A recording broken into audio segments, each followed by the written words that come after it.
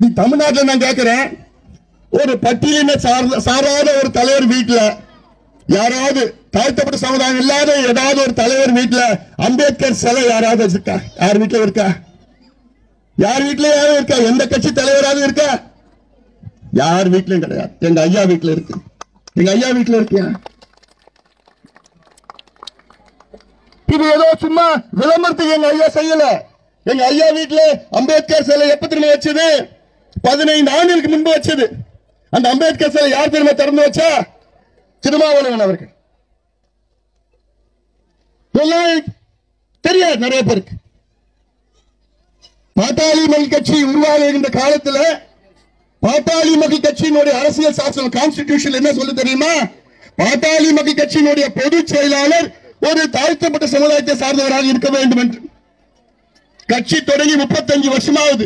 35 வருஷமா பாட்டாளி மக்கள் கட்சியினுடைய பொதுச் செயலாளர் ஒரு பட்டியலினத்தை சார்ந்தவர், தாழ்த்தப்பட்ட சமுதாயத்தை சார்ந்தவர் தான் இருந்துட்டு இருக்காங்க. இது வேற எந்த கட்சியாவது இருக்குமா? எந்த கட்சியினுடைய அரசியல் சாசனம் இருக்குமா? இல்லையே. இது எதை விளம்பரத்தில் பண்றோமா? இல்ல. ஐயா அவர்கள் 45 வருஷமா பொது வாழ்க்கையில் ஈடுபட்டு இருக்கிறார், போராட்டம் நடத்திட்டு இருக்கிறார். ஐயா அவர்கள் 1980 வண்டி சங்கம் தொடங்கிய காலத்தில் அன்னைக்கு ஒரு மாநாடு நடத்தி அந்த மாநாட்டில் 3 தீர்மானங்கள். ஒரு தீர்மானம் வண்டிகளுக்கு தனி ஒதுக்கீடு, 2வது தீர்மானம் தமிழ்நாட்டில் சாதிவாரி மக்கள் தொகை கணக்கெடுப்பு நடத்தி, 3வது தீர்மானம் தமிழ்நாட்டில் தாழ்த்தப்பட்ட சமுதாயத்திற்கு 18 விழுக்காட்டில் இருந்து 22 விழுக்காடு இடஒதுக்கீடை உயர்த்த வேண்டும் என்று 45 ஆண்டுகளுக்கு முன்பு தீர்மானம் போட்டார் மருத்துவர் ஐயா அவர்கள்.